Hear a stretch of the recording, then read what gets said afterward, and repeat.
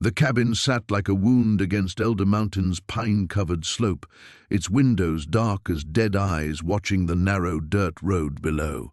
Alice gripped Jack's weathered hand as their truck coughed to a stop, both of them staring at the inheritance neither had wanted.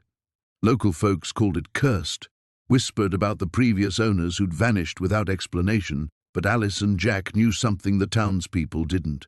They'd been here before. 50 years ago, during one terrible night they'd sworn never to speak of again. Jack's military training had taught him to bury trauma deep, while Alice's nursing background had shown her how to patch wounds that never truly healed. They'd built a quiet life together, raised children, celebrated grandchildren, all while carrying the weight of what happened in these very woods decades earlier. Now the cabin's inheritance felt less like luck and more like a reckoning. As they stepped onto the rotting porch, the front door creaked open by itself, revealing darkness that seemed to breathe.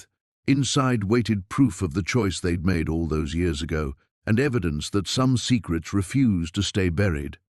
The October wind carried the scent of decay and pine needles, stirring memories Alice had fought to suppress.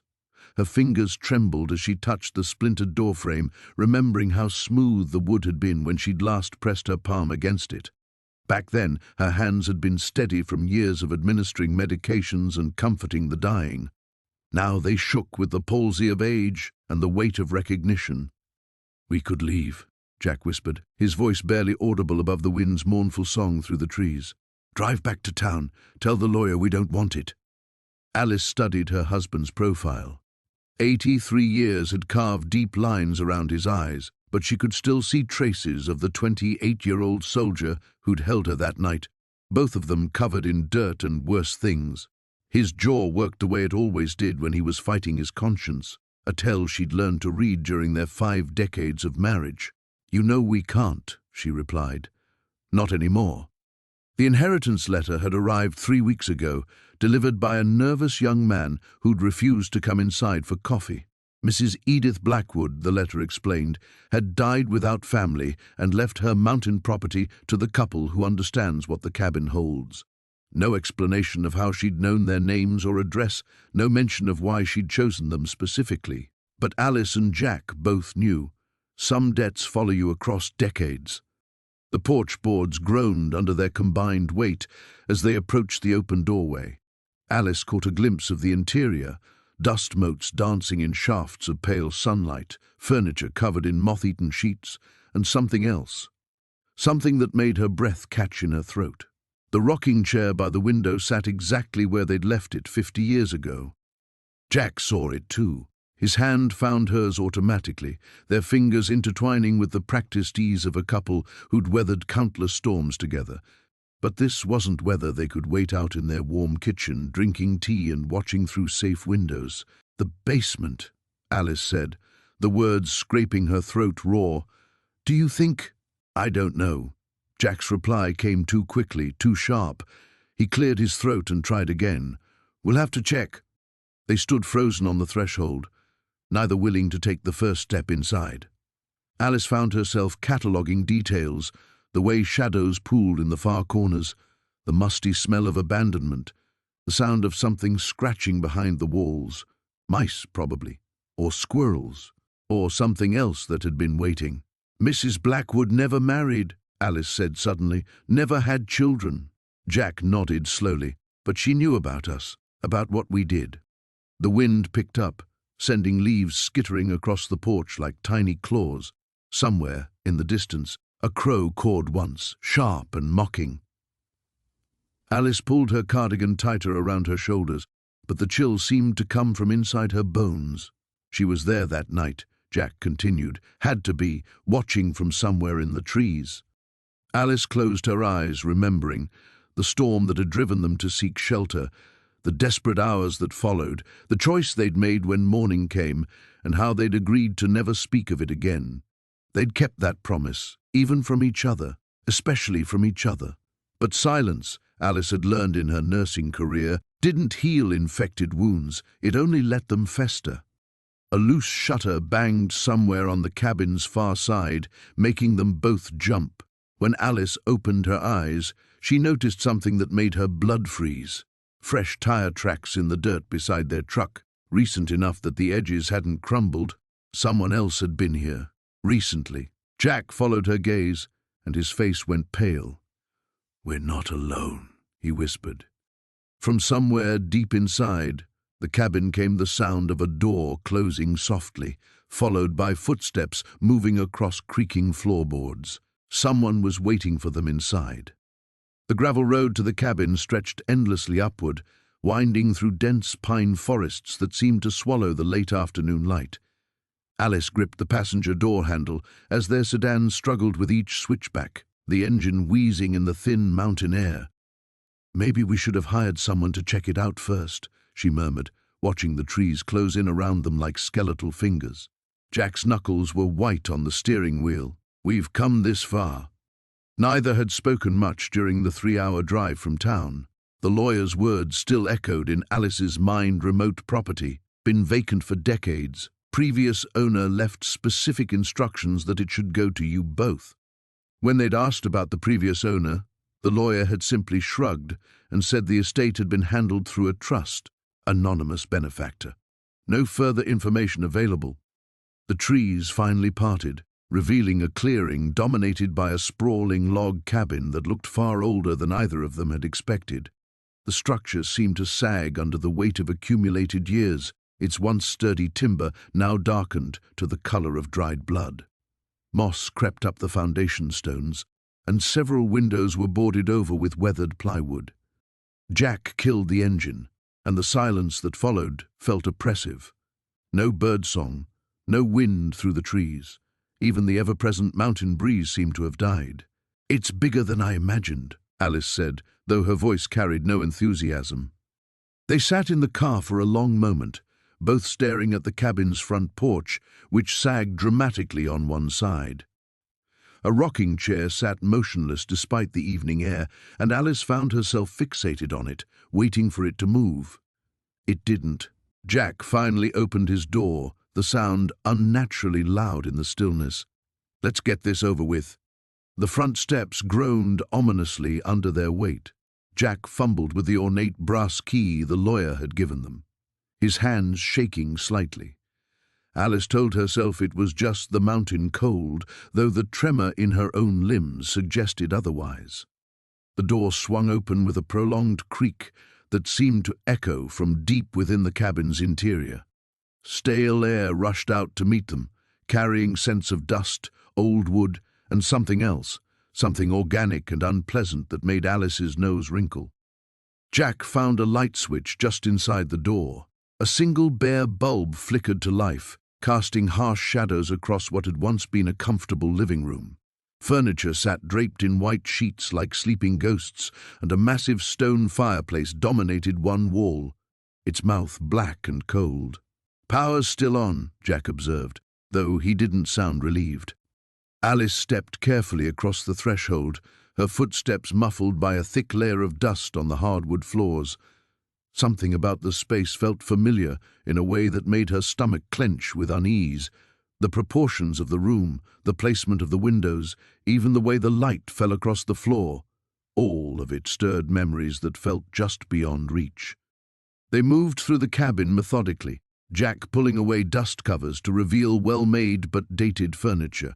A kitchen with an ancient gas stove, a bathroom with fixtures that belonged in a museum, 2 bedrooms both furnished with simple wooden beds and dressers. It was in the second bedroom that Alice stopped, her breath catching in her throat. Propped against the dresser mirror was a photograph in a tarnished silver frame. The glass was cracked, but the image beneath was still clear. 2 young people, maybe 19 or 20, standing arm in arm in front of the very cabin they now stood in. The woman had Alice's eyes, her smile. The man beside her shared Jack's strong jawline, his confident posture. But it wasn't them. Alice knew with absolute certainty that neither she nor Jack had ever been to this place before today. "Jack," she whispered, her voice barely audible. He appeared in the doorway behind her, and she heard his sharp intake of breath when he saw the photograph. "That's impossible," he said, but his voice lacked conviction. Alice reached for the frame with trembling fingers. As she lifted it, Something fluttered to the floor, a yellowed envelope that had been tucked behind the photograph. Her name was written across it in faded ink, in handwriting she didn't recognize, but that seemed achingly familiar. Jack bent to retrieve the envelope, turning it over in his hands. The paper was brittle with age, and when he carefully opened the flap, a single sheet of paper emerged. The message was brief, written in the same fading ink. "You always knew you'd have to come back eventually. What you buried here 50 years ago is still waiting. Some secrets refuse to stay hidden." Alice felt the world tilt around her. 50 years ago, she and Jack would have been exactly the age of the couple in the photograph.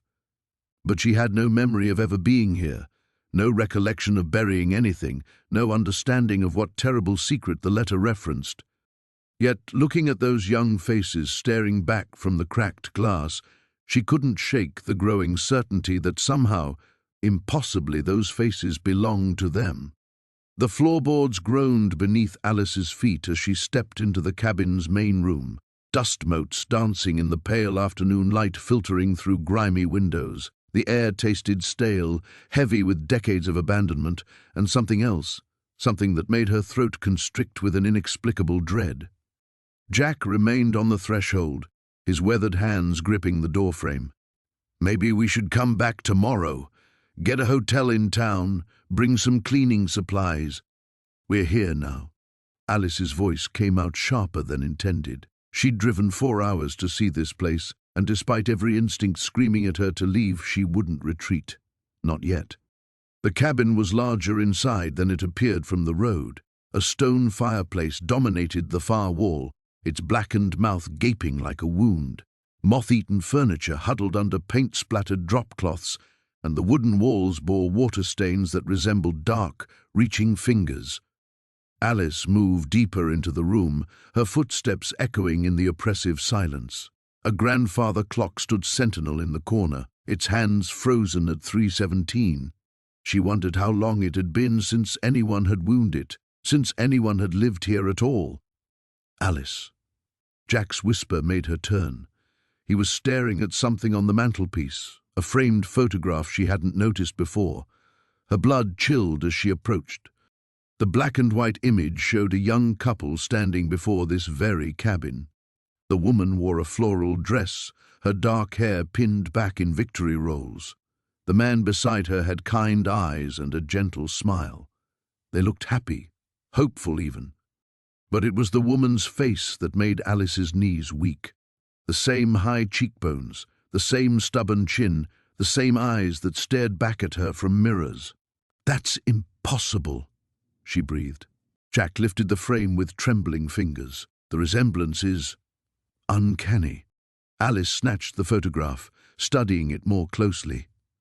The woman could have been her twin, if not for the dated clothing and hairstyle. There has to be an explanation. Maybe she was a distant relative. Maybe... A sound from the back of the cabin cut her off, a soft thud, like something heavy falling. They both froze, listening, the silence stretched taut between them. "Just the house settling," Jack murmured, but his eyes darted toward the hallway that disappeared into shadows. Alice set the photograph back on the mantel with careful deliberation. "We should explore the rest, see what condition everything's in." They moved through the cabin room by room, their footsteps creating an anxious rhythm on the warped floors. The kitchen held the detritus of interrupted life, dishes in the sink, a calendar on the wall still turned to August 1973. The bedrooms were sparse but clean, as if someone had prepared them for guests who never arrived. It was in the smallest bedroom, tucked away at the end of the hall, that they found it. A wooden chest sat at the foot of the narrow bed, its surface carved with intricate patterns that seemed to shift in the dim light. Alice approached it slowly, drawn by a compulsion she couldn't name. The brass latch was tarnished but functional. "Don't," Jack said suddenly. "Whatever's in there, maybe it should stay buried." But Alice was already lifting the lid. The hinges protested with a rusty squeal that made them both wince. Inside, nestled in faded tissue paper, lay items that made no sense yet felt terrifyingly familiar. A woman's locket, silver and delicate, engraved with the initials, "Am a man's wristwatch, the leather band cracked with age," a bundle of letters tied with blue ribbon, and beneath it all, a birth certificate dated 1945. Alice's hands shook as she lifted the document. The names typed in official black ink made her stomach drop. Alice Marie Hensley. Born October 15, 1945. Mother, Ruth Hensley. Father, unknown. "This is my birth certificate," she whispered. "But how can it be here?" Jack leaned over her shoulder, his breath warm against her ear. "Look at the place of birth." Her eyes found the line, and the words blurred as tears she didn't understand began to form. "Cedar Ridge, Colorado. This place, this cabin. I wasn't born in Denver," she said, her voice hollow. "Everything my mother told me was a lie." A floorboard creaked somewhere in the cabin, not the settling of old wood, but the deliberate weight of a footstep. Then another. Someone else was in the house with them. Alice stuffed the birth certificate into her purse and grabbed Jack's hand. They stood frozen in the small bedroom, listening to the measured footsteps moving through the main room. The steps paused at the mantelpiece, exactly where they'd found the photograph. Jack mouthed the words, "Back door?" Alice nodded, her heart hammering against her ribs. They crept toward the rear of the cabin, avoiding the creaking boards they'd identified on their way in. Behind them, the footsteps resumed, moving with purpose toward the hallway where they hid. The photograph trembled in Alice's weathered hands as she sank into the dusty armchair. Jack stood frozen by the mantel, his face drained of all color, staring at the image that had just tumbled from behind the loose board. "It can't be," Alice whispered, but her voice carried no conviction. The black and white photograph showed two young people standing in front of this very cabin, a cabin that supposedly had been abandoned for decades before they inherited it. The girl in the photo had Alice's distinctive chin and wide-set eyes, while the young man bore an unmistakable resemblance to Jack, though his hair was dark instead of the silver it had become. "We've never been here before," Jack said. But even as the words left his mouth, they felt hollow. He moved closer, his arthritic joints protesting, and peered over Alice's shoulder. The photograph was dated on the back in faded pencil, summer 1973. Alice's breath caught. 1973, the year they'd tried so hard to forget, the year that had left a chasm in their memories, filled only with fragments and the persistent ache of something terrible lurking just beyond reach. "Jack," she said slowly, "look at what I'm wearing." In the photograph, the young woman, Alice, wore a distinctive necklace, a silver locket in the shape of a crescent moon. Alice's hand flew instinctively to her throat, where that very same locket had hung for decades, a piece of jewelry she'd always assumed had been a wedding gift from Jack, though neither of them could quite remember when or why he'd given it to her. "And your watch," Alice added, pointing to the young man's wrist in the photo. Jack looked down at his own arm, where the same vintage Timex still ticked away the minutes, its face scratched and worn.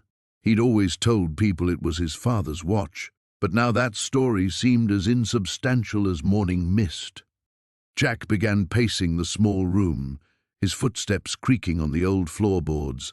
With each step, something nagged at him, a familiarity in the sound, as if his feet remembered this particular rhythm across these particular boards.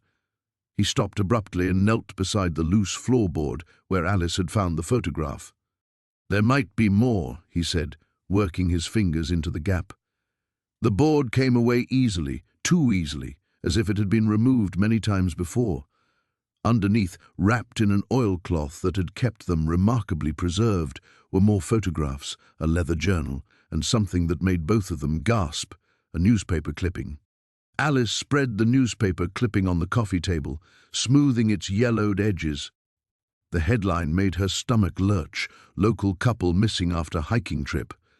Below it were two photographs, a young man and woman, both smiling at the camera. The woman had long dark hair and kind eyes. The man wore a flannel shirt and had an easy, confident grin. "Sarah and Michael Chen," Alice read aloud. ages 24 and 26, reported missing by family members when they failed to return from a weekend hiking trip in the Pine Ridge Mountains. Last seen Friday evening at Murphy's General Store, purchasing camping supplies. Jack snatched up the leather journal, his hands shaking as he opened it. The first entry was dated July 15, 1973, written in a careful feminine script. Michael surprised me with a weekend getaway to this beautiful cabin he found. It's so remote and peaceful. We saw another couple here earlier. They seemed nice enough, though there was something about them that made me uneasy. The woman kept staring at my necklace, and the man asked too many questions about our plans. Alice felt the room spinning around her. She clutched the arms of the chair as Jack continued reading, his voice growing hoarse. The other couple invited us for dinner tomorrow night. Michael thinks I'm being paranoid, but something feels wrong. The way they looked at each other when they thought we weren't watching, like they were planning something. I'm probably just tired from the drive, but I've hidden this journal just in case. Mother always said to trust my instincts.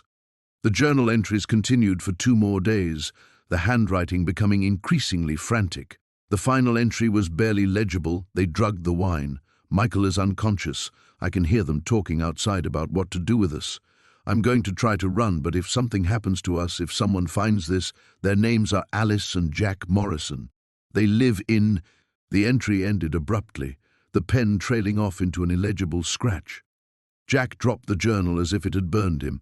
Alice made a choking sound, her hand pressed to her mouth. The name Morrison. That had been Alice's maiden name, a name she'd supposedly abandoned when she married Jack 50 years ago, but here it was, written in the terrified final words of a woman who had vanished without a trace. In the growing twilight, the cabin seemed to close in around them, its shadows deepening with the weight of a secret that was beginning to claw its way back to the surface. The photograph trembled in Alice's weathered hands as she sank into the dusty armchair.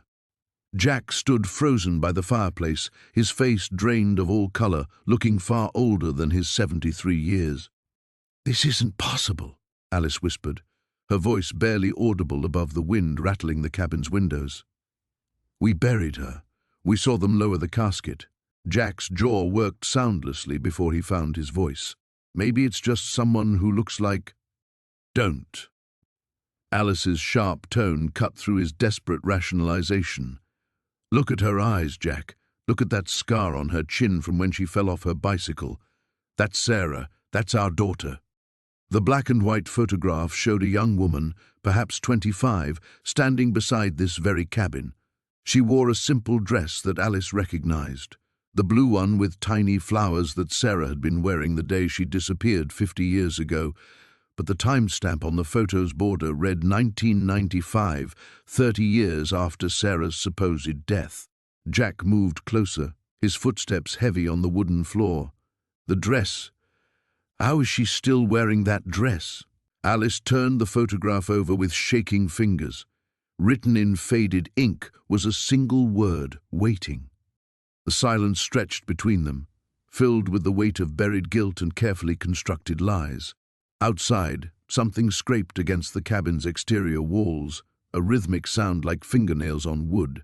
"We need to leave," Jack said suddenly, moving toward their scattered belongings. "Right now." "No." Alice's voice was steady now, resolute. "We've been running for 50 years, don't you see? This is why we inherited the cabin. This is why Uncle Harold left it to us specifically." Jack paused in his frantic packing. "Harold's been dead for 10 years. How could he?" Maybe he knew. Maybe he always knew what really happened that night.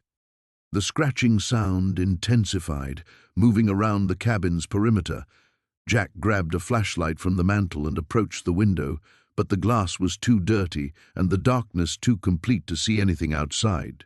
She was 18, Alice. She had her own life to live. She was our daughter, and we left her behind because she was inconvenient. Because your new job was more important than... Stop it. Jack's voice cracked. We couldn't have known she would... Kill herself? Alice stood abruptly, the photograph fluttering to the floor. Is that what you still tell yourself? That it was suicide?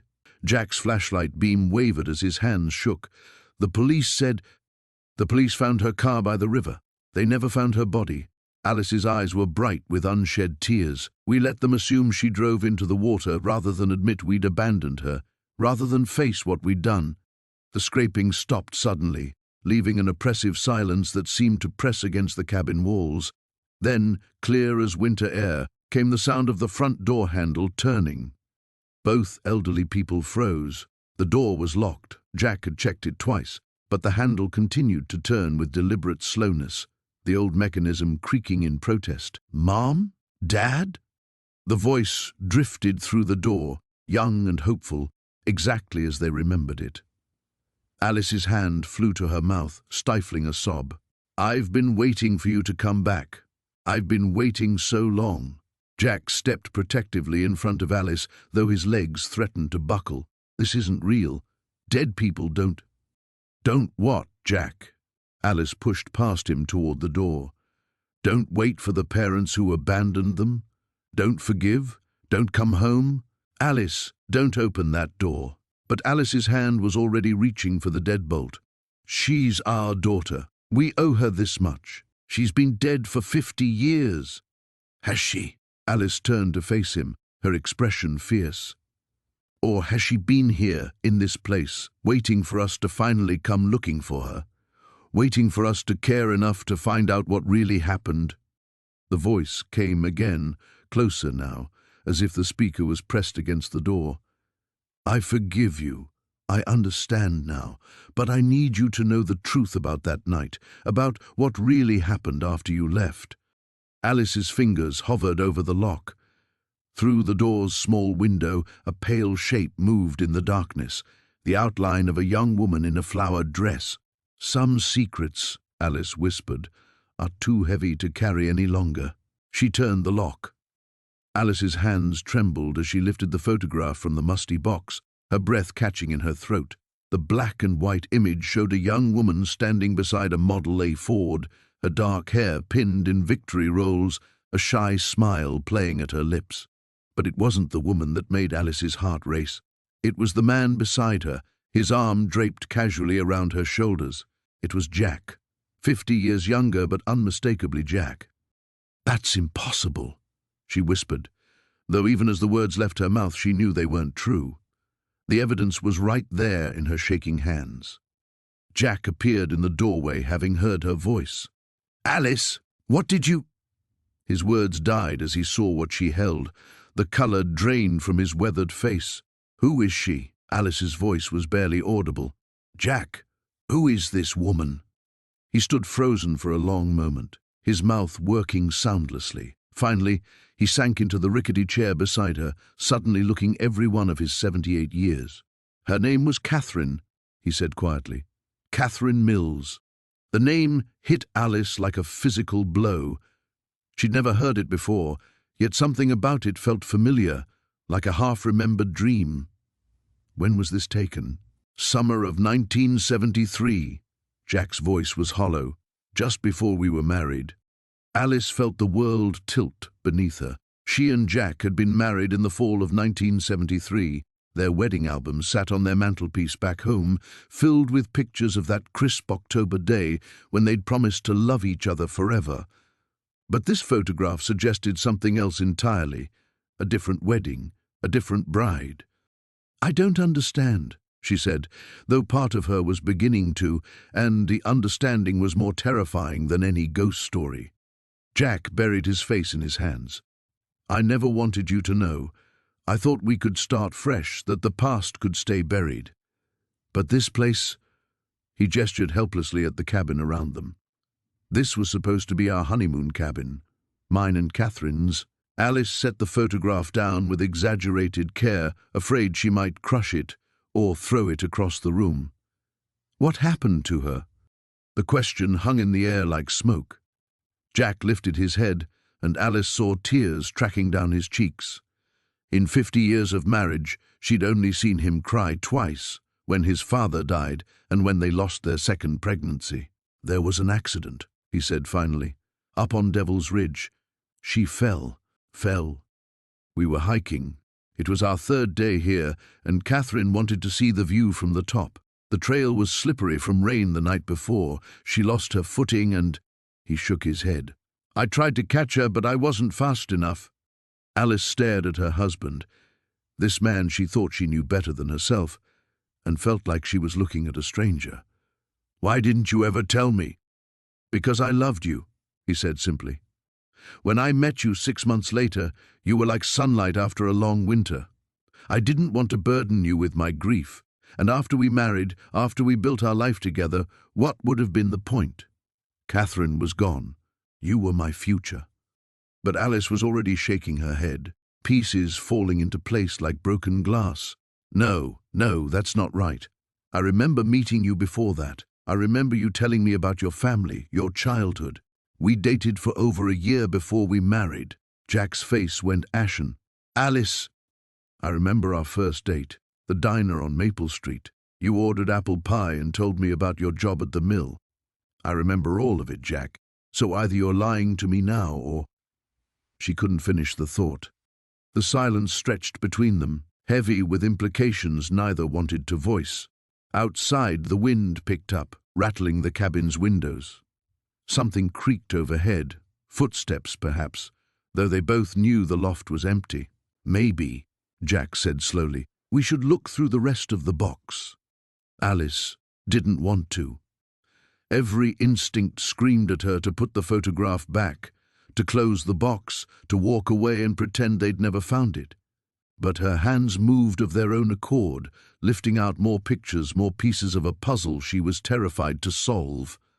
The next photograph showed the same young woman, Catherine, but this time she was wearing Alice's wedding dress, the one hanging in their closet back home, yellowed now with age but still precious. In the picture, Catherine stood in what looked like this very cabin, her hands smoothing the satin skirt, her face radiant with joy. Alice's hands began to shake so violently she nearly dropped the picture. Because she remembered this moment. She remembered standing in this exact spot, wearing this exact dress, feeling this exact joy. But according to the photograph, she was remembering someone else's life. Alice's hands trembled as she pulled the dusty photograph from beneath the loose floorboard. The black and white image showed a family of 4 standing before the very cabin they now occupied, but the faces had been deliberately scratched out with what looked like a knife. Only the children's faces remained visible. 2 young girls, perhaps 8 and 10 years old. "Jack," she whispered, her voice barely audible above the wind rattling the windows. "You need to see this." He emerged from the kitchen, a steaming cup of coffee in his weathered hands. When his eyes fell upon the photograph, the cup slipped from his grasp, shattering against the wooden floor. Coffee splattered across their shoes, but neither moved to clean it up. "That's impossible," he breathed, moving closer. "How could there be a picture of—" "It's us." Alice's finger traced the edge of the photograph. "Look at the girl on the left, that scar above her eyebrow." She touched her own forehead, where a thin white line had marked her skin for 70 years. Jack sank into the nearest chair, suddenly looking every one of his 83 years. "We were never here as children. We met in college, remember? Our first time seeing this place was 3 days ago, when we inherited it from your cousin Margaret." But even as he spoke the words, fragments of memory began to surface like debris from a shipwreck.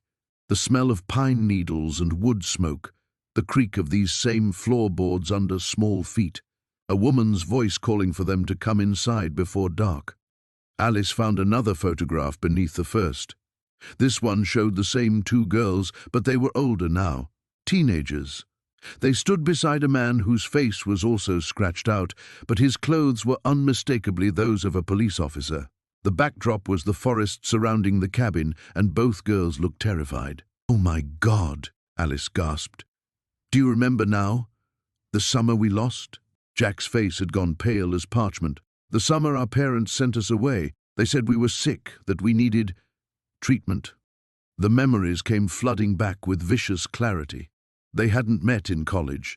They had known each other decades before that. Here in this very cabin, they had been patients of some kind, part of an experimental program run by a doctor who whose name they couldn't quite grasp. The sessions in the basement, the tests, the other children who had arrived but never left. Alice's breath caught in her throat as she remembered the girl who had occupied the third bedroom. Sarah, that was her name. Sarah with the bright red hair and the nervous laugh, who had disappeared one night after screaming for hours in the room below. "We were told to forget," Jack said slowly, his voice hollow. "Every day they gave us pills and told us to forget, that our old lives were just nightmares, that we were starting fresh." Alice pulled out the remaining photographs with growing horror. Image after image of experiments, of children in hospital gowns, of that same basement room they had found yesterday. In one picture, she could see herself strapped to a table while a man in a white coat held something that glinted in the harsh fluorescent light. The final photograph made her stomach lurch. It showed the two of them as teenagers standing over a fresh grave in the woods. They were holding shovels, their clothes stained with dirt and something darker. In the background, barely visible, was the silhouette of the police officer from the earlier photo. "What did we do?" Alice whispered. "What did they make us do?" Jack stood abruptly, pacing to the window. In the fading daylight, the forest looked different now, not peaceful but menacing. They were covering something up, using us to clean up their mistakes. As if summoned by their conversation, a new sound drifted up from the basement. Not the mechanical humming they had heard before, but something organic, rhythmic, like breathing. Alice stuffed the photographs into her jacket pocket. "Someone's down there." "That's impossible. We checked yesterday." "Did we check everything? Every room? Every corner?" Jack's silence was answer enough. They had been too afraid, too overwhelmed by the discovery of the laboratory to conduct a thorough search.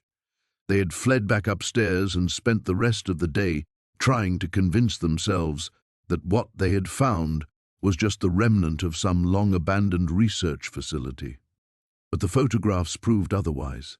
This place was connected to them, had shaped them, had stolen pieces of their lives that were only now beginning to resurface. The breathing sound from below grew louder, more insistent.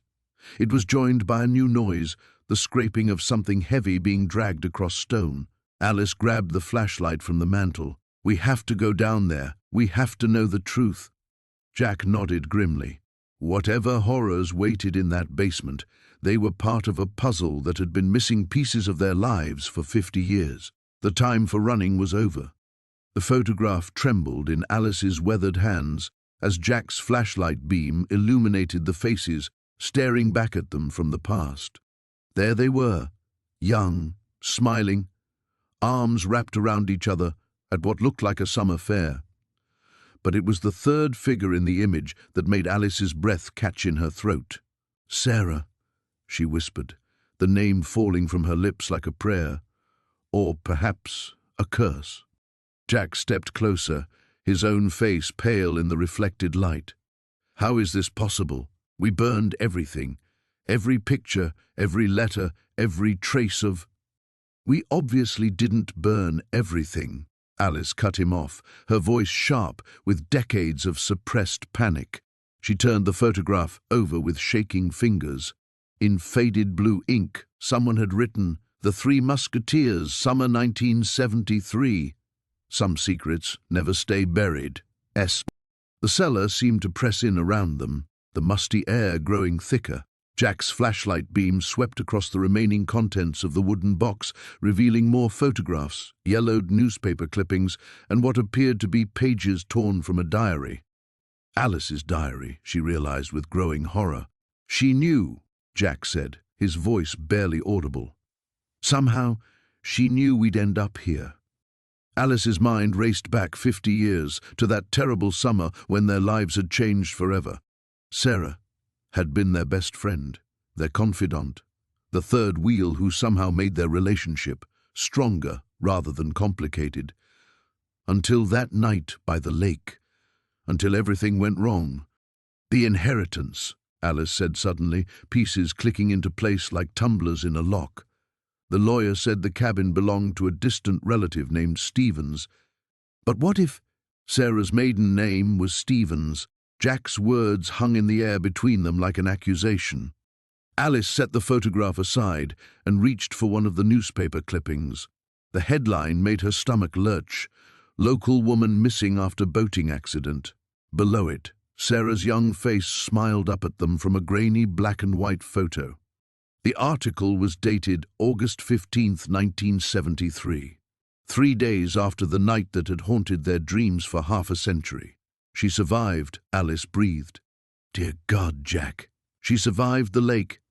But even as she said it, Alice knew something was wrong. The clipping looked authentic, but the edges were too clean, the paper too white for something 50 years old. Her eyes scanned the text, searching for details that might explain the discrepancy. Jack was examining another photograph, this one showing the cabin itself, but from an angle that suggested it had been taken recently, very recently. There were Alice's gardening gloves on the front step, the ones she'd left there just this morning. Alice, Jack's voice was tight with fear. Look at the date on this one. She leaned over, squinting at the small timestamp in the corner, October 15th, 2023. Yesterday. The flashlight beam wavered as Jack's hand began to shake. Above them, the cabin creaked and groaned, as if something heavy was moving across the floorboards. They both froze, listening to the deliberate footsteps that seemed to pace from the kitchen to the living room and back again. We need to get out of here, Alice whispered, but her feet seemed rooted to the cellar floor. She couldn't stop staring at the contents of the box, at this impossible collection of evidence that suggested Sarah had not only survived their teenage mistake, but had been watching them all these years. Jack grabbed her arm. The stairs, now. But as they turned toward the wooden steps, Alice heard something that made her blood turn to ice, the soft sound of humming drifting down from above. It was a melody she recognized, one Sarah used to sing during those long summer afternoons before everything went wrong. Blue Moon played on the radio of Jack's old Camaro. The humming stopped abruptly, replaced by the sound of someone walking across the floor above them, walking toward the cellar door. Alice clutched the photograph of the three of them, her mind struggling to process what was happening. If Sarah had survived the lake, if she had somehow orchestrated their inheritance of this cabin, then what did she want? Revenge, justice, or something far worse? The footsteps above them paused directly over the cellar entrance. In the silence that followed, Alice could hear her own heart hammering against her ribs. 50 years of guilt and buried secrets seemed to crystallize in that moment, taking physical form in the darkness around them. Alice? Jack? The voice that called down to them was older now, weathered by time and perhaps by hatred, but unmistakably familiar. I know you're down there. We have so much to catch up on. Jack's flashlight beam flickered and dimmed. In the growing darkness, Alice realized that their past had finally caught up with them, and there would be no running from it this time. The cellar door began to creak open above them. The cellar door stood open like a mouth screaming into darkness. Jack's hands trembled as he gripped the flashlight, its beam cutting through shadows that seemed to writhe and retreat before them. Alice pressed close behind him, her breathing shallow and rapid. "We don't have to do this," she whispered. But even as the words left her lips, they both knew it was a lie. Whatever waited below had been calling to them since they'd first crossed the cabin's threshold. The wooden stairs groaned under their weight, each step echoing in the confined space. The air grew colder as they descended, carrying with it an odor that made Jack's stomach lurch, something between damp earth and decay, tinged with a metallic sweetness that triggered memories he'd spent 50 years trying to forget. At the bottom, the flashlight revealed a small, roughly hewn chamber. Stone walls wept with moisture, and in the far corner something glinted in the beam. Jack's breath caught in his throat as the light fell upon a collection of objects arranged on a crude wooden shelf. A child's toy truck, red paint faded to rust. A small baseball glove, leather cracked with age. A striped shirt, folded with careful precision. Alice's sob broke the silence. "Oh God, Jack. Oh God, it's real." But Jack wasn't looking at the shelf anymore. His light had found something else, scratches in the stone wall, dozens of them, carved deep into the rock. They formed patterns, desperate marks that told a story without words, Tally marks, days counted. Hope measured and abandoned. He was here. Alice's voice was barely audible. Tommy was here. The flashlight beam wavered as Jack's hands shook. In the far corner, partially hidden behind a support beam, they could see the outline of something else. Something that had once been small, now reduced to scattered remnants and torn fabric. The Hendersons, Jack croaked. They knew. They always knew. The pieces fell together with horrible clarity. Margaret Henderson's strange behavior, her warnings about the cabin, her desperate attempts to keep them away. She hadn't been protecting the secret. She'd been protecting them from it. Alice moved toward the shelf with mechanical steps, her face a mask of horror and recognition. She reached for the toy truck with trembling fingers, then stopped just short of touching it. "We killed him, Jack. We killed that little boy as surely as if we'd done it ourselves." The memory flooded back unbidden, 50 years of careful suppression crumbling like a dam. That summer day in 1973, the argument in the woods, young Tommy Brennan running ahead of them, disappearing into the trees. They'd called his name, searched for hours, but as darkness fell and their parents' voices grew closer, panic had overtaken them. They'd agreed on their story. Tommy had wandered off on his own. They'd never seen where he went. They'd been playing by the creek, too far away to help. The lie had rolled off their tongues with the easy fluency of childhood, and when the search parties found nothing, when Tommy Brennan became another tragic disappearance in the mountains, they'd convinced themselves it was true. But someone had found him. Someone had brought him here. Jack's light swept across the cellar again, and this time he noticed something else. Newer scratches in the stone, words carved in a shaky hand. She knew. She always knew. "Forgive us, Margaret," Alice breathed. "She carved this. This is her handwriting." The implications crashed over them like ice water. Margaret Henderson hadn't just known about Tommy. She'd been part of it. But how? Why? Above them, the cabin floor creaked with slow, deliberate footsteps. Both of their heads snapped up, listening. The footsteps moved across the main room, then stopped directly overhead.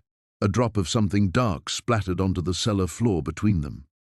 "Someone's upstairs," Jack whispered, though they both knew it was impossible. The road was impassable, the phone lines down. They were miles from the nearest neighbor. The footsteps resumed, moving toward the cellar door. In the silence that followed, they could hear something else. A voice, high and thin, calling down to them. "Alice? Jack? I know you're down there." It was Margaret Henderson's voice, but Margaret Henderson had been dead for 6 months. The flashlight flickered once, twice, then died completely, plunging them into absolute darkness. In the blackness above them, the footsteps began their descent, each creak of the wooden stairs marking time like a funeral dirge. Alice's hand found Jack's in the dark, their fingers interlocking with the desperate grip of two people drowning in the truth they'd spent a lifetime denying. Whatever was coming down those stairs, whatever had been waiting for them in this place of buried secrets, they would face it together. The footsteps reached the bottom of the stairs and stopped. In the suffocating darkness, something began to whisper their names. The photograph trembled in Alice's weathered hands as she stared at the impossible image before her.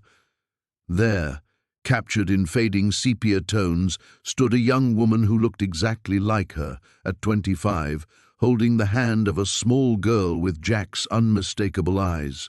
But Alice had never been to this cabin before in her life, had never worn the dress in the photograph, had never held that child's hand. "Jack!" she whispered, her voice barely audible over the wind rattling the cabin windows.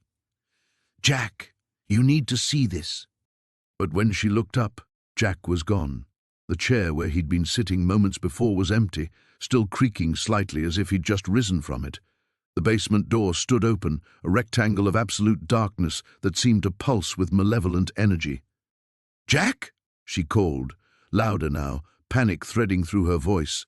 The only answer was the groan of old wood settling and something else, a sound like scratching, coming from below. Alice's legs felt unsteady as she approached the basement entrance.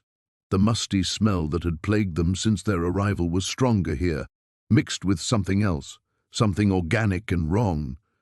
She gripped the railing with her free hand, still clutching the photograph with the other, and began her descent. The wooden steps protested under her weight, each creak echoing in the confined space. The scratching sound grew louder, more frantic. As her eyes adjusted to the gloom, she could make out Jack's silhouette hunched over something in the far corner, his movements jerky and unnatural. "Jack, what are you doing down here?" He didn't respond, didn't even acknowledge her presence. His hands were clawing at the dirt floor, fingernails splitting as he dug with desperate intensity. Soil flew in all directions, and Alice could see he'd already excavated a considerable hole. "Jack, stop! You're scaring me." When he finally looked up, Alice's breath caught in her throat. His eyes were completely black, not just the pupils, but the entire visible surface, as if someone had poured tar into the sockets. His mouth hung open, and when he spoke, his voice carried harmonics that shouldn't have been possible from a human throat. "She's down here, Alice. Our little girl is down here." "We don't have a little girl," Alice said, backing toward the stairs. But even as the words left her lips, she felt them waver. The photograph in her hand seemed to burn against her palm, and unbidden memories began surfacing like bubbles in dark water. A child's laughter echoing through these very walls, tiny hands tugging at her skirt, a name that danced just beyond the edge of recollection. "Emma," Jack said, turning back to his frenzied digging. "Sweet little Emma. She's been waiting for us, Alice. Waiting so long in the cold, dark earth." The name hit Alice like a physical blow. Emma. How could she have forgotten Emma? Images flooded back now, unstoppable and overwhelming. A summer spent at this cabin 50 years ago, a 3-year-old with Jack's eyes and her smile, long days exploring the mountain trails, teaching small fingers to pick wildflowers. And then the accident. "No," Alice whispered, sinking onto the bottom step. "No, we buried her properly. We had a service. She's in Greenwood Cemetery back home." Jack's laughter was a sound like breaking glass. "Is she, Alice? Are you sure about that? Or did we leave her here in the woods where no one would find her, where no one would ask questions about what really happened?" The basement seemed to spin around Alice as more memories crashed back. Not an accident. Oh God, not an accident at all. Emma running toward the steep ravine behind the cabin, Alice screaming for her to stop, reaching out but not fast enough. The sickening sound of the fall, the terrible silence that followed. And then Jack's voice, calm and practical. "We can't call for help, Alice. Think about what they'll say. Think about how this looks." She remembered now. The panicked discussion, the desperate decision. They couldn't explain why they'd been watching a child no one knew they had, why there were no official records of Emma's existence. The girl had been their secret, born to Alice during a time when she and Jack were separated, when Alice had been living with another man. When Jack came back, they'd agreed to raise Emma together, but to never speak of her true parentage, until she was gone, and the secret became something darker. The sound of Jack's digging stopped abruptly.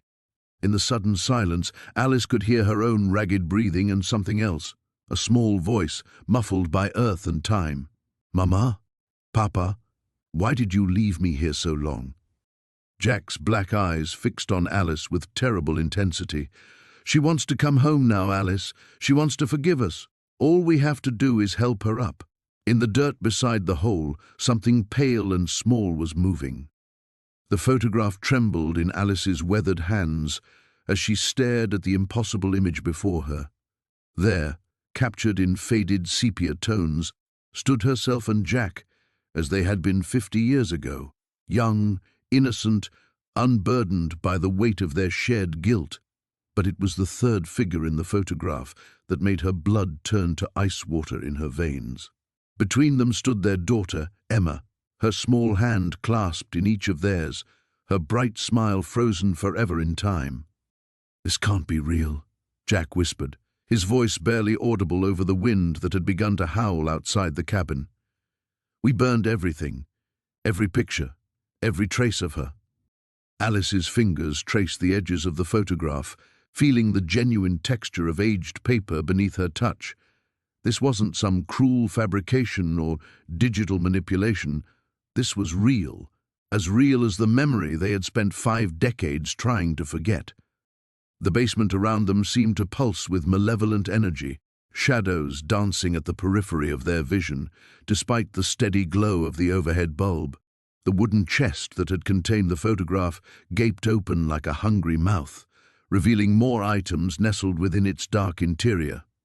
Jack reached past Alice, his hands shaking as he withdrew a small yellow dress, its fabric somehow perfectly preserved despite the passage of time.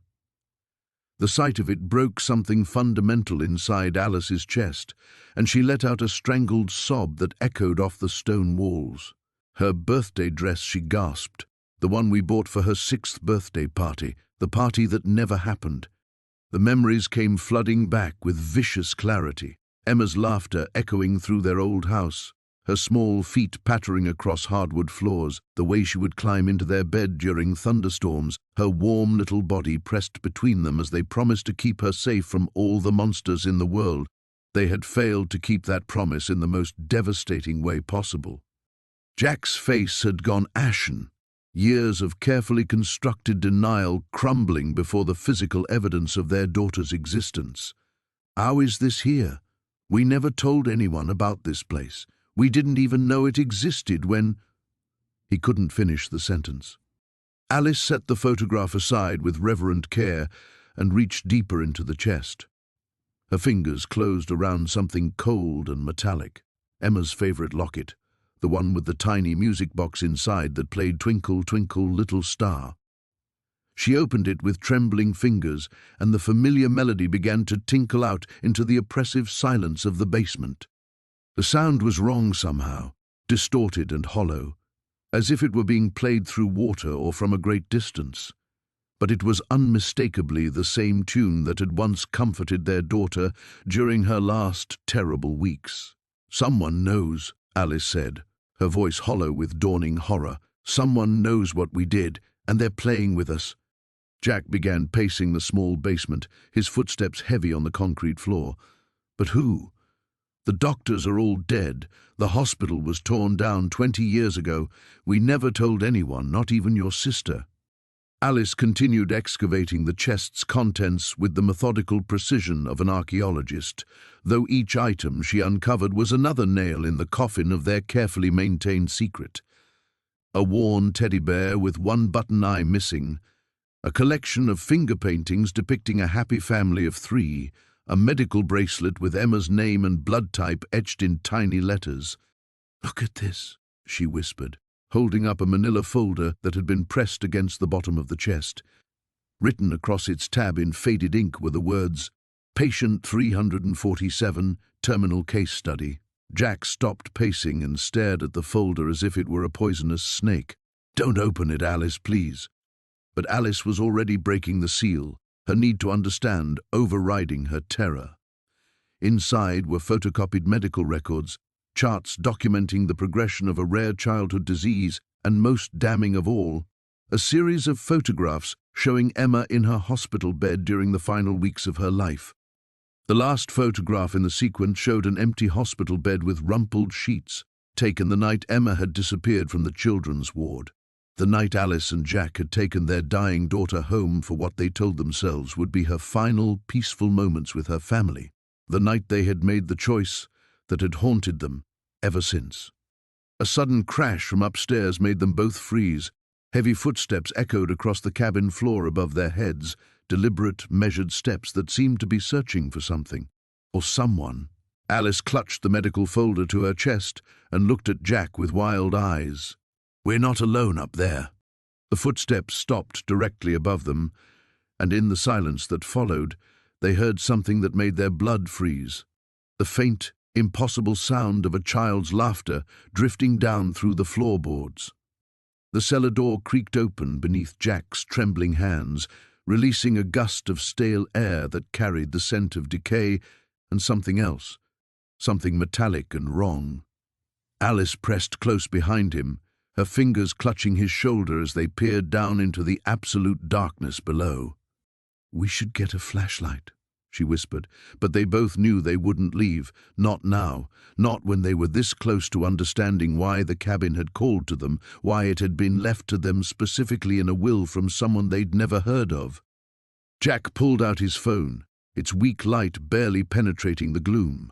The wooden steps groaned under their weight as they descended, each footfall echoing in the confined space. The smell grew stronger, rust and rot, and something that reminded Alice of the meat locker at her father's butcher shop, back when she was young. The basement was larger than the cabin's footprint should have allowed, stretching back into shadows that seemed to swallow their meager light. Old furniture huddled against the stone walls like sleeping animals, draped in dusty sheets that stirred in unfelt breezes.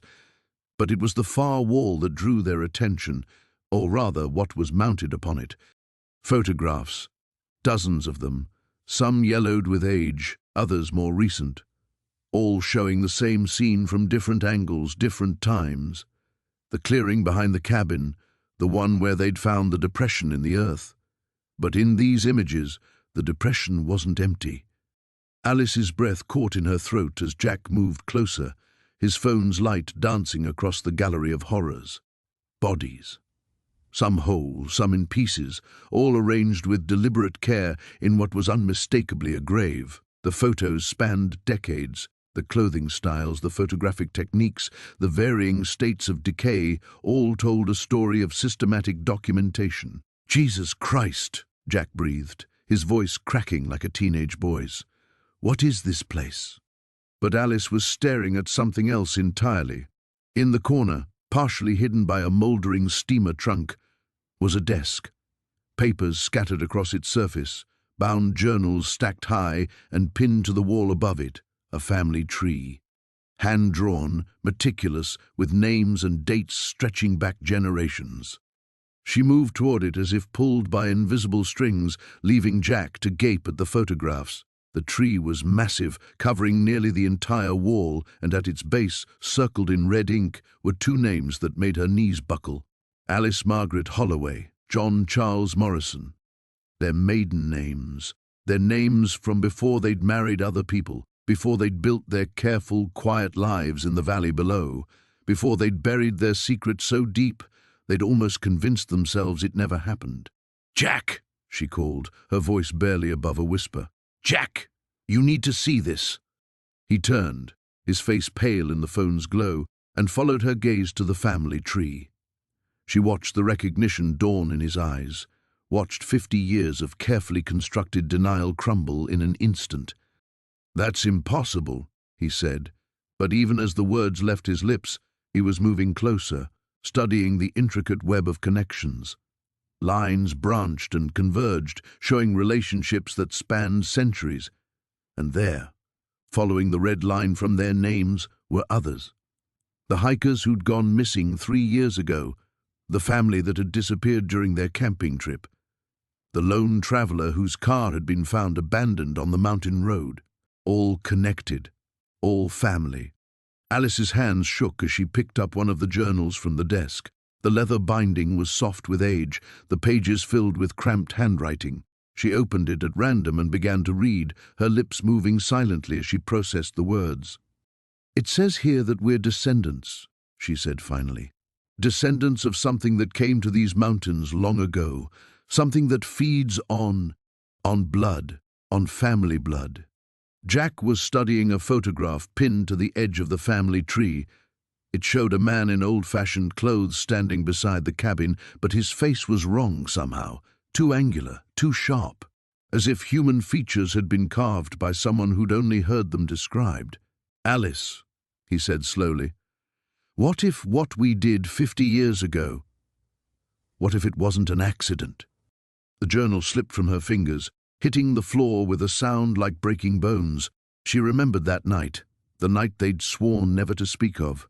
The way the hunger had consumed them, the way they'd lured their friend into the woods, the taste of copper on their tongues, and the satisfaction that had followed. They'd told themselves it was temporary madness, a moment of shared psychosis brought on by grief and loss. They'd buried the body in their memories with equal determination. But standing in this basement shrine to systematic murder, surrounded by evidence of a family legacy stretching back generations, Alice finally understood the truth. They hadn't committed murder 50 years ago. They'd been answering a call that was bred into their very bones. The photograph trembled in Alice's weathered hands as she stared at the impossible image before her. There, captured in sepia tones that had barely faded over 5 decades, stood their daughter Emma, alive, whole, and smiling beside a version of this very cabin that looked decades newer than it should. "This can't be right," Jack whispered, his voice cracking like autumn leaves. "Emma died in 1973. We buried her ourselves." But Alice couldn't tear her eyes away from the photograph. Emma looked exactly as she had at 19, wearing the same blue dress she'd been buried in, her dark hair cascading over her shoulders in waves that caught the mountain sunlight. Behind her, the cabin stood pristine and welcoming, its windows gleaming and its porch free of the rot that now plagued it. The wind outside had died to an unnatural stillness, as if the mountain itself was holding its breath. In the oppressive silence, Alice could hear her own heartbeat thundering in her ears, each pulse a reminder that she was still alive while her daughter, her beautiful, brilliant daughter, was not. "Look at the back," a voice whispered from somewhere in the shadows of the room. Alice spun around but found only Jack, whose face had drained of all color. "Did you say something?" He shook his head slowly, his eyes never leaving the photograph. "I thought you did." With trembling fingers, Alice turned over the photograph. Written in Emma's familiar handwriting were the words, "For Mom and Dad, thank you for giving me the chance to come home. All my love, Emma." September 15th, 1973. The date hit Alice like a physical blow. September 15th, 1973, 3 days after Emma's funeral. "That's impossible," Jack breathed, reading over her shoulder. "We watched them lower her coffin into the ground. We threw dirt on top of it. We stood there until the gravediggers finished filling the hole."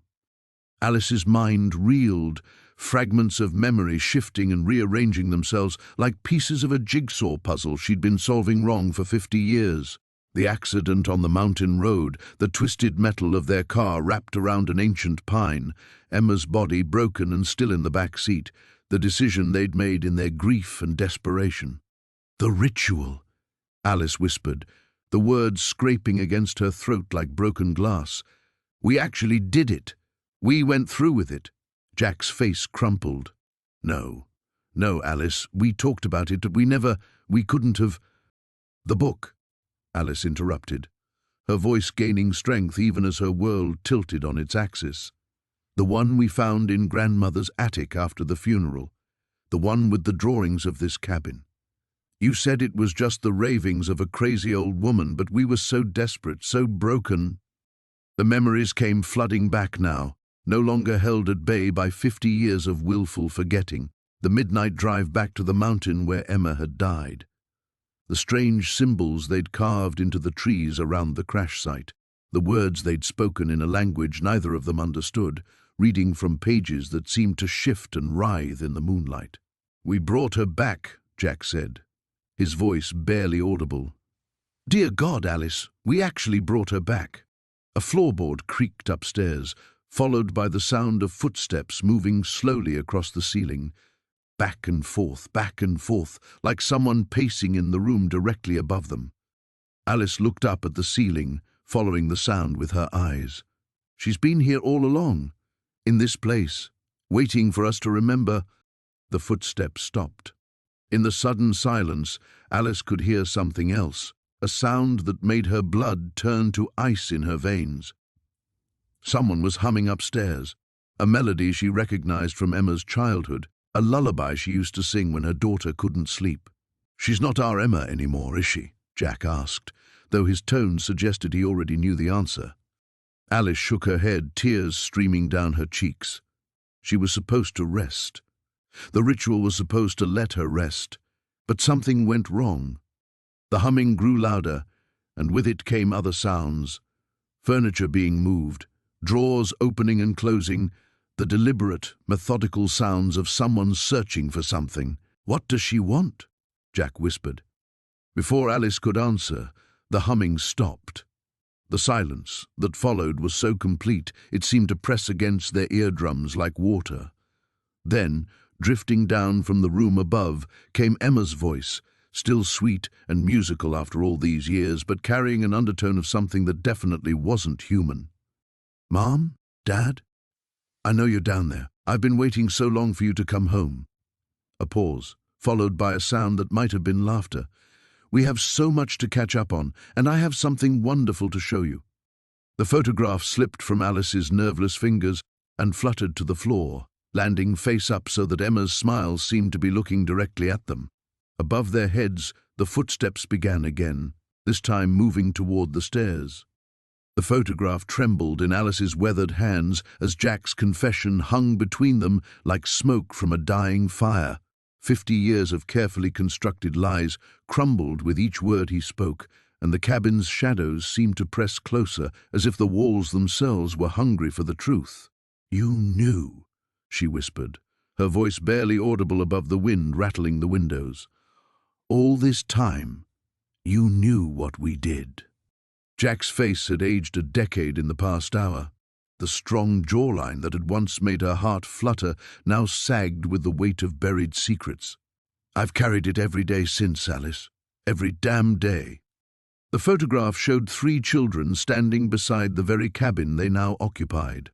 Alice recognized herself immediately, pigtails askew, gap-toothed smile, innocence radiating from her 8-year-old face. Jack stood beside her, lanky and serious even then. But it was the 3rd child that made Alice's blood run cold, Sarah Mitchell. The girl whose disappearance had torn their small mountain town apart in the summer of 1973. "She was going to tell," Jack continued, his voice hollow, "about what we found in the old mine shaft, about the bones. She said it wasn't right to keep secrets from grown-ups." Alice closed her eyes, but the memories flooded back anyway.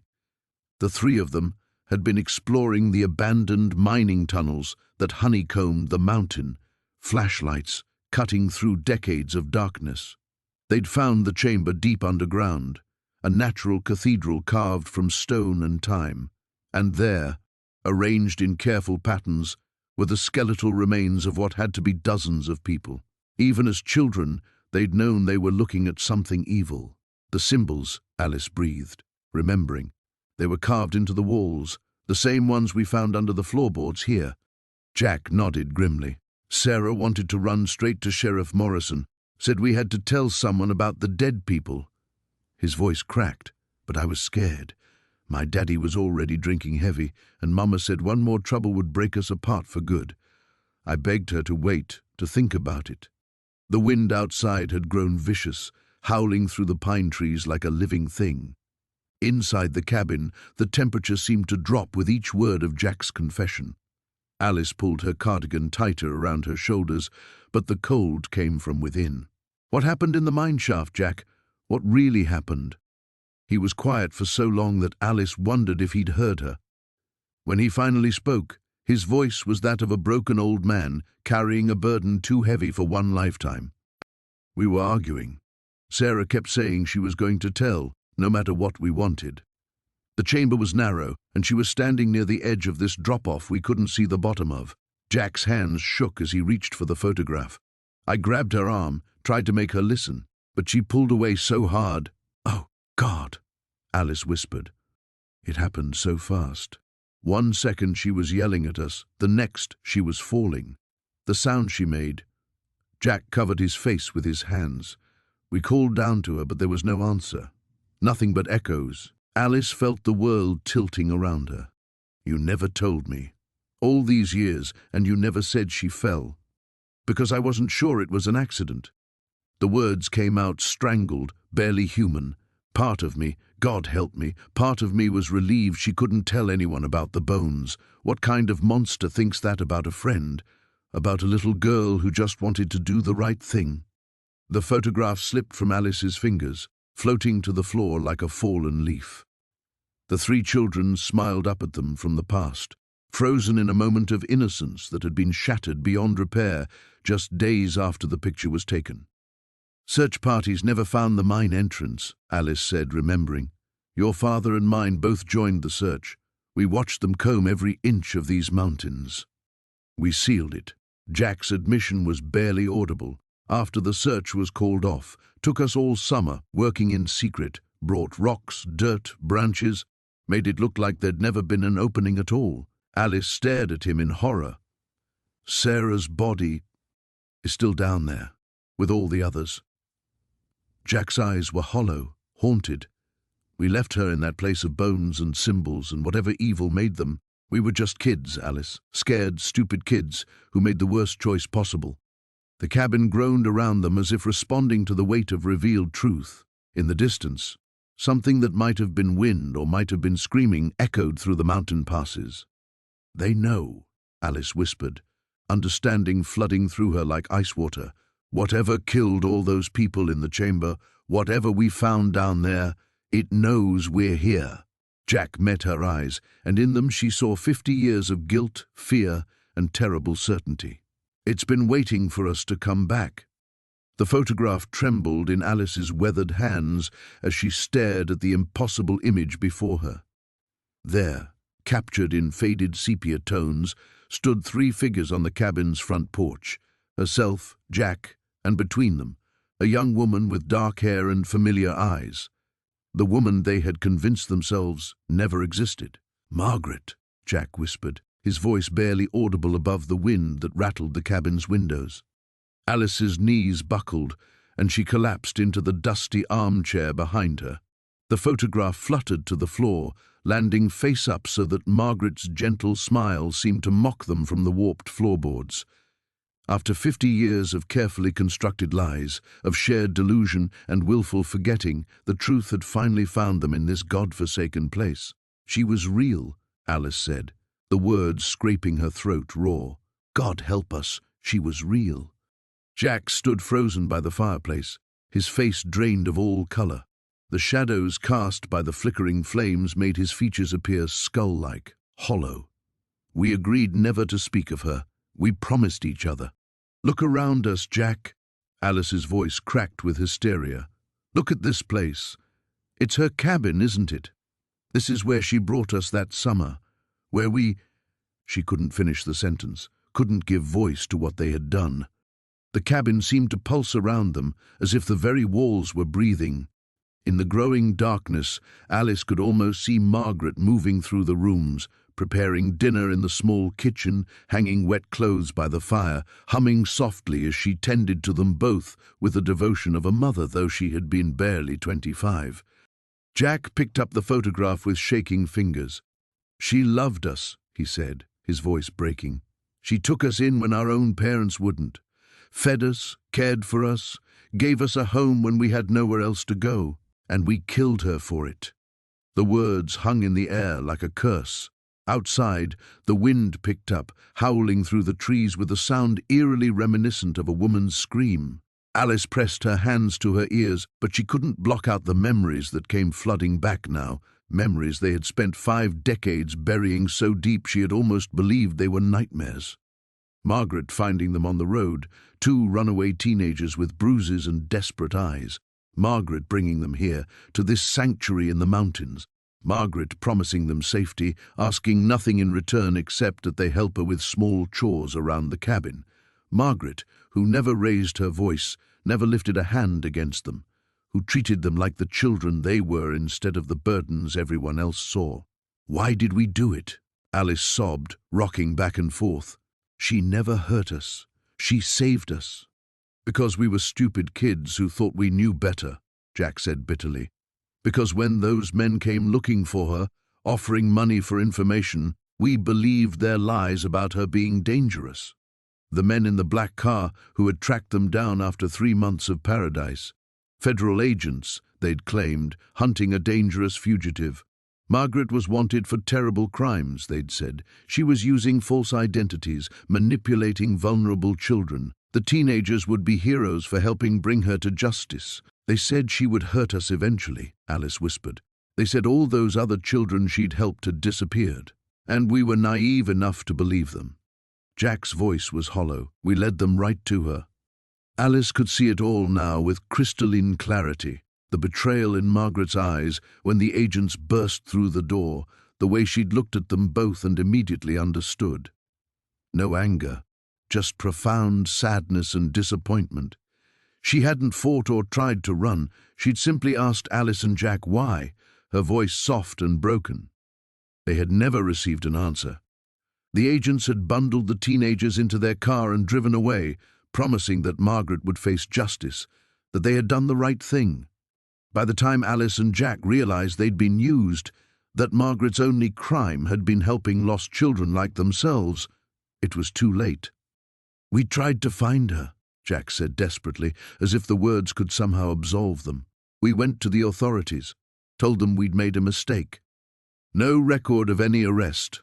Alice recited the words they'd heard dozens of times. No record of any federal investigation. No record of Margaret Chen ever existing at all. They had spent years searching, trying to make amends for their betrayal. But it was as if Margaret had been erased from existence entirely.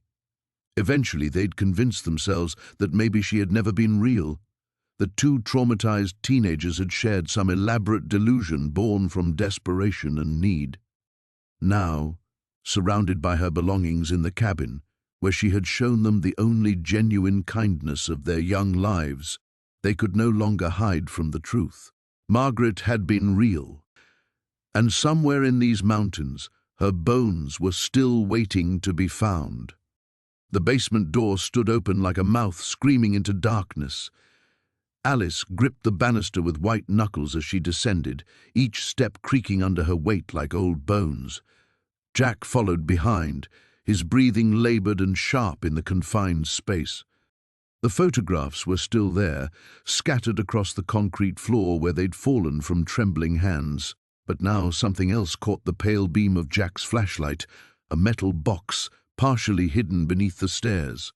Alice hadn't noticed it before, too consumed by the horror of seeing their faces staring back from those yellowed images. "There's more," Jack whispered, his voice barely audible above the sound of water dripping somewhere in the walls. Alice knelt beside the box, her arthritic fingers fumbling with the corroded latch. Inside, wrapped in oilcloth, lay a leather journal. The cover was warped and stained, but the binding held firm. She opened it with the reverence one might show a coffin lid. The handwriting was familiar, too familiar, her own careful script from 5 decades ago, but the words made her stomach lurch. "Day 1, we buried the car 2 miles south of Miller's Ridge. The snow will cover our tracks by morning. Day 3, Jack keeps asking about the cabin. I told him Uncle Harold left it to us, but that's not true. We found the deed in the glove compartment. The real owners won't be needing it anymore. Day 7, something's wrong with this place. I hear sounds at night like scratching inside the walls. Jack says it's just mice, but mice don't sound like fingernails on wood." Alice's hands shook violently as she turned the pages. Each entry was a chronicle of their lies, their careful construction of a new life built on the foundation of 3 bodies they'd left cooling in a twisted wreck at the bottom of Ravine Creek. "I don't remember writing this," Alice said, though even as the words left her lips, she knew they were false. The memories were surfacing now like corpses rising from deep water. The journal, hidden here all those years ago when guilt had driven her to confession on paper, if nowhere else. Jack leaned over her shoulder, reading by the flashlight's glow. His breath caught as they reached an entry dated 2 weeks after the accident. Day 14. The scratching is getting worse. Found marks on the bedroom door this morning. Long gouges like someone was trying to claw their way out, or in. Jack won't talk about what we did. He keeps saying it was an accident, that we had no choice. But I remember the look in the woman's eyes when she saw us coming. She knew. She tried to swerve. "We killed them," Alice said, the words falling into the darkness like stones into a well, all 3 of them. The couple and their little girl. Jack's face had gone ashen. It was an accident. We were young, scared. No. Alice turned another page, revealing a crude map drawn in fading ink. "Look at this. Look at what I drew." The map showed the mountain roads, marked with X's, where they'd forced the other car off the cliff, where they'd climbed down and searched the wreckage for anything valuable, where they'd found the deed to this very cabin in a briefcase that had survived the crash. The Hendersons, Jack said suddenly, the name rising from buried memory. Thomas and Margaret Henderson. Their daughter was... Christ, what was her name? Alice's finger traced across the journal to an entry that made her blood freeze. Day 21. Found photographs in the cabin. The real owners. Thomas Henderson looks just like Jack when he was young. Margaret could be my sister. The little girl, Sarah, she's the one I see in my dreams, the one who scratches at the walls. They're still here, aren't they? They're waiting.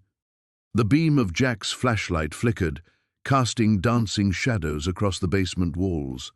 In those brief moments of dancing light and dark, Alice could swear she saw small handprints pressed against the concrete, as if a child had been feeling her way through the darkness for 50 years. "We need to leave," Jack said, his voice cracking. "Right now. Tonight." But Alice was reading the final entry, dated just days before they'd fled the cabin the first time, leaving it to stand empty for decades until the inheritance notice had arrived in their mailbox like a summons from hell. Day 28. They want us to stay. I can hear them whispering in the walls, telling us this is our home now, our punishment. Jack doesn't understand yet, but I do. We can't leave. Every time we try, something pulls us back. The roads change, the car won't start. We're bound to this place, bound to them. The only way out is to join them. Alice closed the journal and looked up at Jack, seeing her own terror reflected in his eyes. Outside, the wind had died completely. The cabin sat in perfect, unnatural silence, and from somewhere above them came the sound of small feet running across the floorboards. The photographs scattered across the dusty floor told a story Alice and Jack had spent 50 years trying to forget. In the flickering candlelight, the black and white images seemed to pulse with malevolent life, their younger faces staring back at them from that terrible summer of 1973 when they thought they'd buried their sins along with the body. "How is this possible?" Alice's voice cracked as she picked up a photograph of herself at 19, dirt under her fingernails, terror in her eyes. "We destroyed everything, every piece of evidence." Jack's weathered hands trembled as he examined another image, one that showed him dragging something wrapped in canvas toward the old well behind the cabin, the well they'd filled with rocks and concrete, sealing away their crime along with their victim. "Someone knew," he whispered. "All these years, someone knew what we did." The cabin seemed to breathe around them, walls creaking with the weight of decades-old secrets. Alice noticed more photographs partially hidden beneath overturned furniture, images that shouldn't exist, moments no camera should have captured. The struggle in the cabin that night, the blood on the wooden floor, the look of desperate calculation on their faces as they planned their cover-up. "Look at this one." Jack's voice was barely audible. He held up a photograph that made Alice's blood freeze. It showed the two of them standing over a fresh grave, but not the one by the well. This grave was different, newer, the earth still dark with moisture. "That's not from 1973, Alice breathed. "That's recent. But we never—" A sound from outside cut her off. Footsteps on the porch, slow and deliberate. The same measured pace they'd heard the night before, when they'd convinced themselves it was just the wind or settling timber. Now they knew better. "He's here," Jack said, the words falling from his lips like stones. "After all this time, he's finally come for us." Alice's mind raced back to that summer when they were young and stupid and thought they could get away with murder. The drifter who'd threatened to expose their father's illegal moonshine operation unless they paid him everything they had. The fight that had escalated beyond their control. The moment when Jack's shovel had connected with the stranger's skull with a sound that still echoed in Alice's nightmares. But the man they'd killed had no family, no connections, no one to miss him. They'd made sure of that before they acted. So who had taken these photographs? Who had been watching them all along? The footsteps reached the door. 3 deliberate knocks echoed through the cabin, each one driving a spike of terror deeper into their hearts. Alice grabbed Jack's arm, feeling his muscles rigid with fear beneath his sleeve. "Maybe if we don't answer," she began, but her words died as the door swung open on its own, the rusty hinges screaming in protest. A figure stepped into the doorway, backlit by moonlight. At first, Alice thought it was another elderly man like Jack, stooped and weathered by time. But, as her eyes adjusted, she realized with growing horror that the silhouette was wrong, too tall, too thin, moving in a way that defied the laws of physics. "Hello, Alice." "Jack." The voice was like gravel sliding down a mountainside, familiar yet impossible. "I've been waiting such a long time to see you again." The figure stepped into the candlelight, and Alice's scream caught in her throat. It was him, the drifter they'd killed 50 years ago. But death had changed him, twisted him into something that belonged in nightmares rather than the world of the living. His face was partially caved in where Jack's shovel had struck, black blood still seeping from the wound.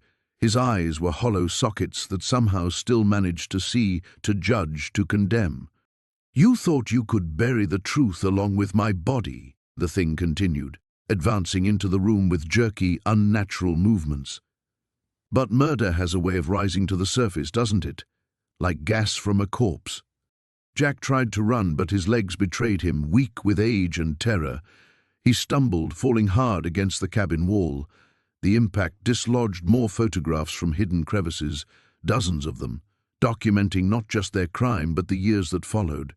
Images of their wedding, their children, their grandchildren, all watched, all recorded, all tainted by the blood they'd spilled. "What do you want?" Alice managed to whisper. The dead man smiled, revealing teeth stained black with decay. "Justice, Alice. The kind that comes not from courts or laws, but from the earth itself. You took my life, and now I'm going to take everything you've built on that foundation of lies." He reached into his rotting jacket and pulled out a shovel, the same one Jack had used to kill him, still crusted with ancient blood and dirt from the grave they'd dug. "It's time to even the score." The flames consumed everything with a hunger that seemed almost alive, reaching toward the star-scattered sky as if trying to escape the confines of Earth. Alice and Jack stood at what they deemed a safe distance, watching 50 years of lies and guilt transform into smoke and ash. The photograph albums went first, their pages curling and blackening as the images of their false life disappeared forever. The furniture that had witnessed their deception crackled and popped, releasing decades of accumulated secrets into the mountain air. But it was the cellar that burned brightest, that hidden chamber where Thomas had waited so long for justice. "Do you think he's at peace now?" Alice whispered, her voice barely audible over the roar of the fire. Jack's weathered hand found hers, their fingers intertwining with the practiced ease of half a century together. "I hope so. God, I hope so." As they watched, something extraordinary happened. The smoke rising from the cabin began to take shape, forming what looked almost like a figure walking away into the darkness. For just a moment, Alice could swear she saw the silhouette of a young man, no longer twisted by anger or pain, simply moving on to whatever came next. Then the wind shifted, and the smoke dispersed into nothing. The fire department would arrive in 40 minutes, summoned by neighbors who spotted the glow from miles away. By then, there would be little left to save and even less to explain. An old cabin, they would tell the investigators. Faulty wiring, probably. These old places were death traps. Nobody would think to dig where the cellar had been. Nobody would find the shallow grave that had been Thomas's resting place for 5 decades. The fire would have done what they never could, given him a proper cremation, released him from the earthly bonds that had kept him trapped in that terrible place. "We should go," Jack said finally, though neither of them moved. There was something hypnotic about watching their old life burn, something cathartic about seeing the physical manifestation of their guilt reduced to nothing but carbon and memory. Alice nodded but remained still. "I keep thinking about that night, how young we were, how scared. We were different people then, were we? Or were we exactly who we've always been, and everything since has been an elaborate performance? Jack considered this, watching a beam collapse in a shower of sparks. Maybe it doesn't matter anymore. Maybe what matters is what we do now. They had already decided, during those terrible hours in the cabin while Thomas made his presence known. Tomorrow, they would drive to the county sheriff's office. They would confess to the hit and run that had haunted them for 50 years, would finally give Thomas's family the answers they'd been denied for half a century. It would mean the end of everything they'd built together, their reputation, their standing in the community, quite possibly their freedom in whatever years remained to them. But it would also mean the end of the weight they'd carried, the secret that had shaped every decision, every moment of joy tempered by the knowledge of what they'd done. His parents, Alice said suddenly, they're probably gone by now, aren't they?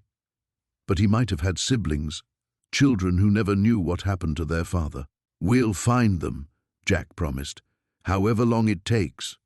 The fire was beginning to die down now, the cabin's wooden frame mostly consumed.